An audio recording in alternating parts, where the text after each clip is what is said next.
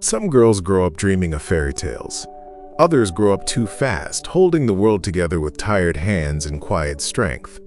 She was only 15, but life didn't ask her age. It handed her responsibilities, not choices. She became a mother, not by birth, but by love. This is not a story of struggle alone. It's a story of quiet sacrifice, small victories, and a strength that didn't break, even when the world around her did. And if stories like this speak to your heart, please subscribe to Mystic English. The old house on Elm Street had a secret. Its paint was peeling, and the garden was wild. But inside, there was a quiet, strong love. It was a love that grew from sadness. This is the story of Lily. She was only 15, but she became like a mother very early in her life. Life at home was always a bit tricky. Her mom, with her kind heart, was like the sun. She made their small family warm and bright. There was Lily, who loved writing poems. Her hair ribbons were often half-tied. Then there were her younger siblings. Tom, 10 years old, Daisy, 8, and little Sam, who was 5. Sam still believed in magic. Their dad often left. He made promises he didn't keep. He was usually gone, looking for work or just escaping. Then, one day the sun went out. Her mom got very sick. She was gone quickly. After that, the house was very quiet. It felt too quiet. The world used to be full of her mother's soft songs. It smelled of warm bread. Now it felt cold and still. Then, something else bad happened. Her father couldn't handle the sadness. He left too. He left a quick note. He left a few wrinkled bills. And he left 4 scared children. Lily was still a child herself. Her dreams felt too weak for this harsh new life. She had to grow up in just one night. The first morning was a blur.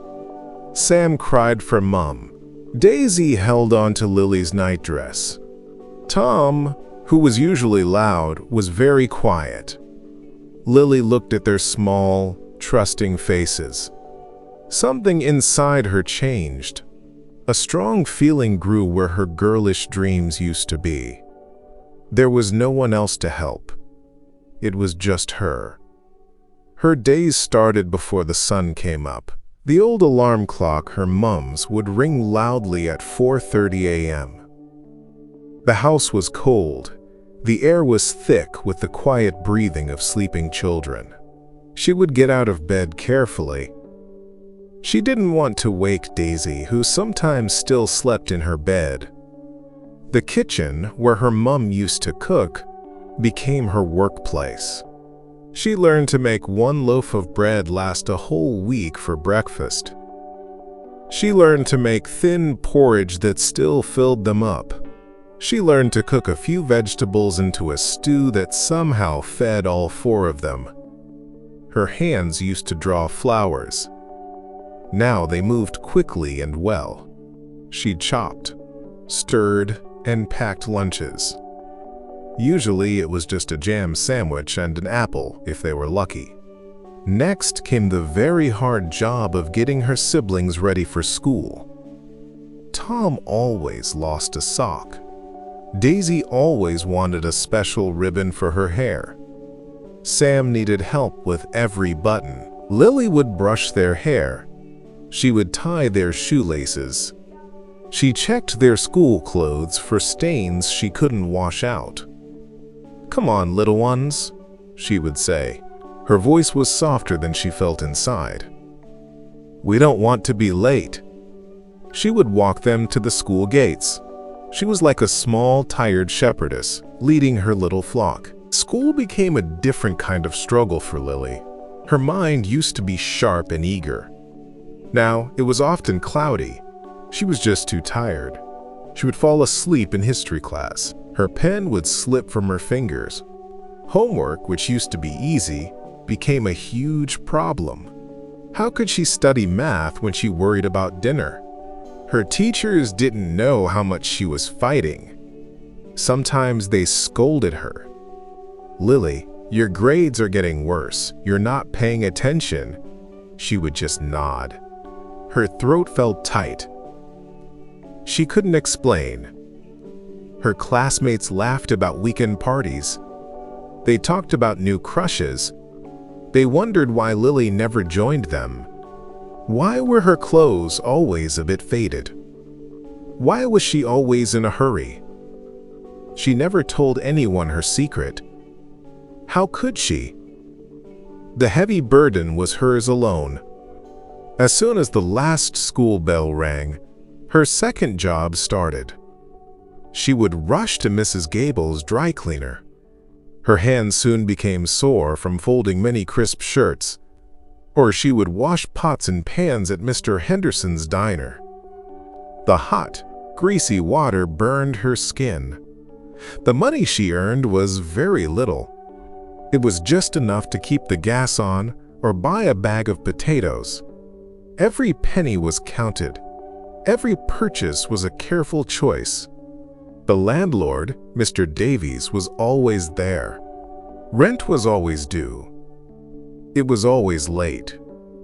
Lily became very good at avoiding him gently. She made hopeful promises. "Just a few more days, Mr. Davies. My aunt is sending money." Each lie tasted bad, like ash. But it bought them time. Precious time under a roof. Some nights, she would lie awake. She listened to the wind blow through the cracks in the walls. She imagined them having no home. The fear was like a cold hand squeezing her heart. Food was another fight. Lily always made sure Tom, Daisy, and Sam had enough. "I'm not hungry," she would say.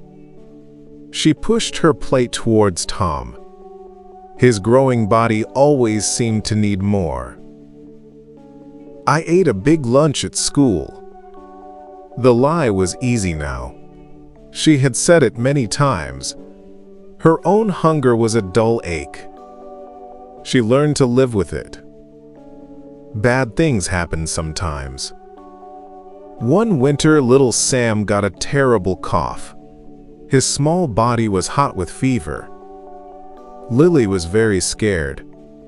She had no money for a doctor. She remembered her mom's old ways to help. Warm clothes, herbal tea.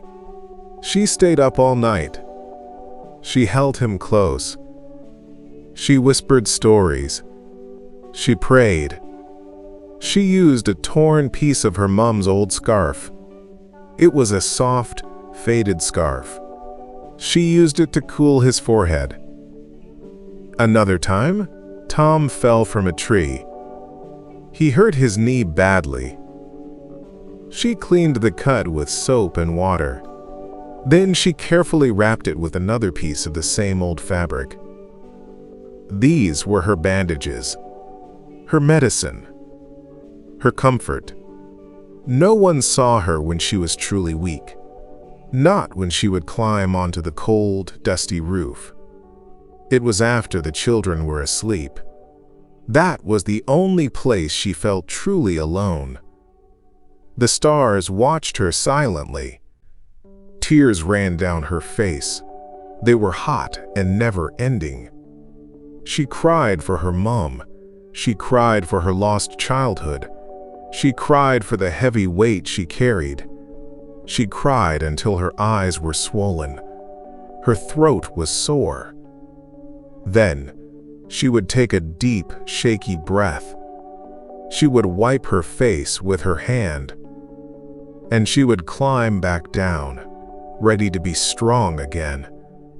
She couldn't let them see her break. Years went by like this. They blurred into a never-ending cycle of chores, work, and worry. But through it all, she raised them. She helped Tom with his math. She patiently explained things until he understood.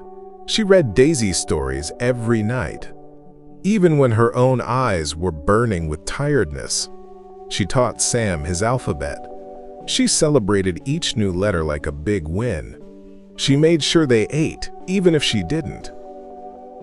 She celebrated their small successes. A good grade, a goal scored in a school game, a birthday marked with a tiny cake. She bought it with a few coins left over from groceries. She was their mother, their protector, their steady support. Slowly, almost without anyone noticing, the children grew up. Tom became tall and strong. He started working small jobs himself. He brought home a few dollars to help. Daisy was smart and determined. She did very well in school. She won a scholarship. Sam, the youngest, became her little helper. He was always ready with a hug or a quiet, "Thank you." Then came the moments that made her most proud. Tom was the first to leave. He went to a trade school. Then he got a good job as an electrician. Daisy, with her sharp mind, went to university. She was the first in their family to do so. Sam, following his siblings, found his own way. He was steady and kind. They were independent, they were successful, and most importantly, they were happy. And they never forgot Lily. They called her, they visited her, they sent her money. They told her to stop working. "You did this, Lily," Tom would say. His voice was full of feeling. "You gave us this life." Lily would look at them. Her beautiful, strong siblings. A huge wave of pride would wash over her. It almost made her cry. They were her best work, her living gift to the world. But under the pride there was a quiet sadness. She had never been a child herself. No carefree teenage years. No dreams she chased just for herself. No ribbons tied perfectly in her hair. Life had forced her to be an adult too soon. It stole her youth. Yet, as she sat on the old porch swing, watching the sun set, she knew something deep and true.